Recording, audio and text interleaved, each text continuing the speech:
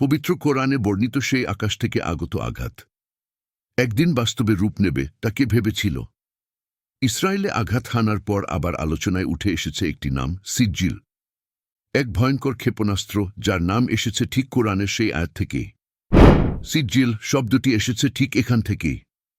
কোরআনে বর্ণিত আবাবিল পাখির ছোড়া পাথরকে বলা হয় সিজ্জিল।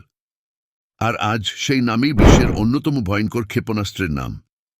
সিজ্জিল ক্ষেপণাস্ত্রের রহস্যময় গঠন ও শক্তি, দুটি ধাপে গতি নেয়, 7 কেজি বিস্ফোরক বহন করতে পারে, দ্রুত উৎক্ষেপণযোগ্য রাডার ফাঁকি দিয়ে আঘাত হানতে সক্ষম, সর্বোচ্চ পাল্লা প্রায় 2000 কিলোমিটার, দৈর্ঘ্য প্রায় 18 মিটার, গতি ও আকারে সাপের ফনার মতো, লক্ষ্যবস্তুর দিকে তীব্র আক্রমণাত্মক ভঙ্গিতে ধেয়ে যায়। মিসাইলটির আকার, গতি এবং আগ্রাসী নকশা দেখে অনেকেই বলছেন এটা যেন আধুনিক যুগের আবাবিলের পাথর। 1990 এর দশকে ইরান শুরু করেছিল এই প্রকল্প। তখন স্বল্প পাল্লার জিলজাল ক্ষেপণাস্ত্র ছিল তাদের ভরসা। সেই প্রযুক্তির ভিত্তিতেই তৈরি হয় সিজ্জিল। আজ এটি শুধুই এক অস্ত্র নয়, বরং একটি বার্তাগু। ইসরায়েলি ভূখণ্ডে এই মিসাইল ছোড়ার পর মধ্যপ্রাচ্য যেন এক উত্তপ্ত যুদ্ধ ঘোষণার মুখে দাঁড়িয়ে।